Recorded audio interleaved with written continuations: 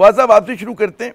हम देख रहे हैं कि वो हुकूमत की तरफ से पाकिस्तानी सियासत और मईशत में इस्तेकाम लाने के दावे अपनी जगह, लेकिन क्या लग रहा है इस्तेकाम आ रहा है या तदाद बढ़ रहे हैं? क्या तज्जिया है आपका?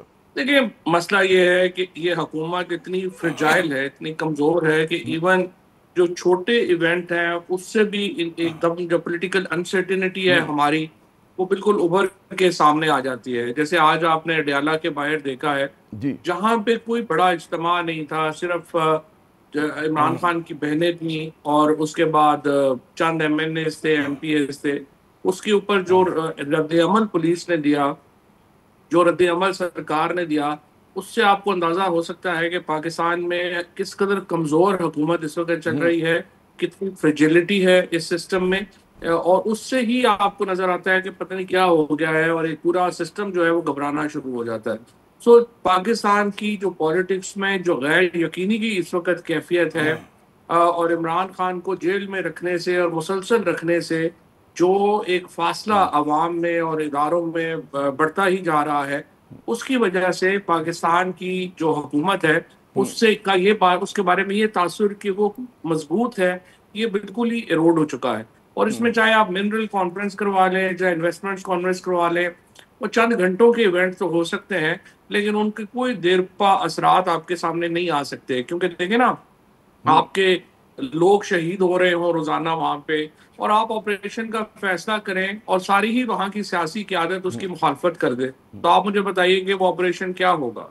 इसी दुरुस्त। तरीके से आप जो भी कदम उठाएं और आपको अवाम का रेजिस्टेंस का सामना करना पड़े, तो आप फिर बड़े फैसले कर नहीं सकते, और बड़े फैसलों की गैर मौजूदगी में पाकिस्तान में इस्तेकाम नहीं आ सकता। दुरुस्त। जुबैर साहब, अब बहुत सारे हम देख रहे हैं कि महाज खुले में बलूचिस्तान के एक अपनी कॉम्प्लिकेशन है, खैबर पख्तूनख्वा में दहशतगर्दी का फ्रीत है, हत्ता कि सिंध में आप देखें कि नहरों पे बहुत बड़ा तनाज़ा है, पाकिस्तान तहरीक इंसाफ का चैलेंज अलग दरपेश है। तो अगर ये पूछूं कि इन तमाम चैलेंजेस में से सबसे बड़ा चैलेंज हुकूमत के लिए कौन सा है, बुनियादी चैलेंज कौन सा है? सबसे बड़ा चैलेंज तो उनकी अपनी क्रेडिबिलिटी या लेजिटिमेसी इस्टेब्लिश करना है अवाम की नज़र में। जाहिर सी बात है, जिस तरह फवाद का डिस्कनेक्ट है अवाम में और हुकूमत के दरमियान, और अगर कोई भी हुकूमत ऐसे तो आगे नहीं चल सकती कि जहाँ इस किस्म का डिस्कनेक्ट हो। और उसकी जाहिर सी बात है, हमें वजह भी पता है कि सबसे बड़ी पॉलिटिकल अपोजिशन और सबसे बड़े पॉलिटिकल ओपोनेंट को आपने अंदर रखा हुआ है, और आप अगर समझ रहे हैं कि उनको अंदर रख के पाकिस्तान के हालात को आप सही तरीके से चला सकेंगे, तो नहीं होगा।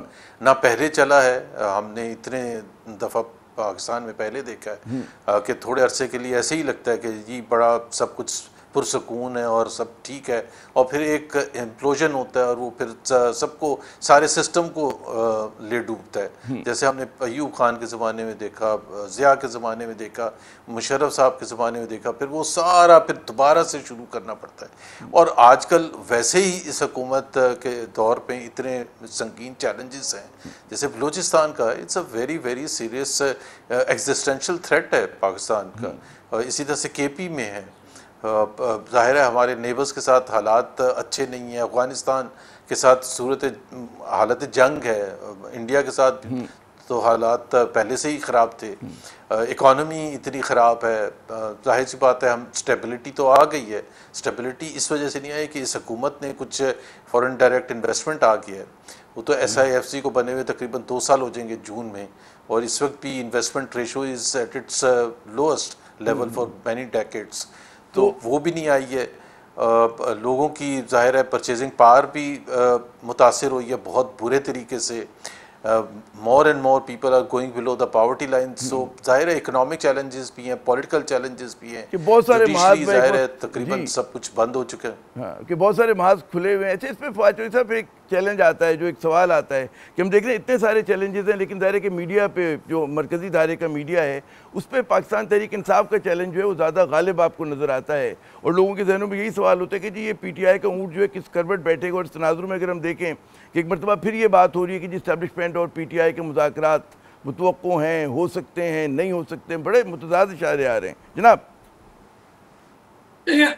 आमिर साहब, बात यह है कि बहरान असल है भी सियासी ही, और इस हुकूमत की पॉपुलैरिटी और लेजिटिमेसी दोनों ही जाहिर है कि लोएस्ट स्टेप के ऊपर है, जिसकी वजह से जो बहरान है उसकी पॉलिटिकल कैफियत है जाहिर है। दूसरी तरफ प्रॉब्लम ये आ रहा है कि पीटीआई का इमरान खान की जो मकबूलियत है उसके ऊपर तो कोई दो राय नहीं है, लेकिन जो पीटीआई की ऑर्गेनाइजेशनल स्ट्रक्चर है वो इतना तबाहशुदा है कि वो को बड़ा स्ट्रीट चैलेंज देने की पोजीशन में हुकूमत को अब तक नजर नहीं आया। और उसकी वजह से आज भी अगर आप देखें तो पीटीआई के अंदर आप देखेंगे जो गौहर साहब हैं उनको अंदर जाने की इजाजत मिल गई तो वो बहनों को छोड़ के अंदर चले गए। सलमान राजा साहब को इजाजत नहीं मिली तो वो जो है वो उन्होंने अपने चेयरमैन के खिलाफ ही ट्वीट कर दिया।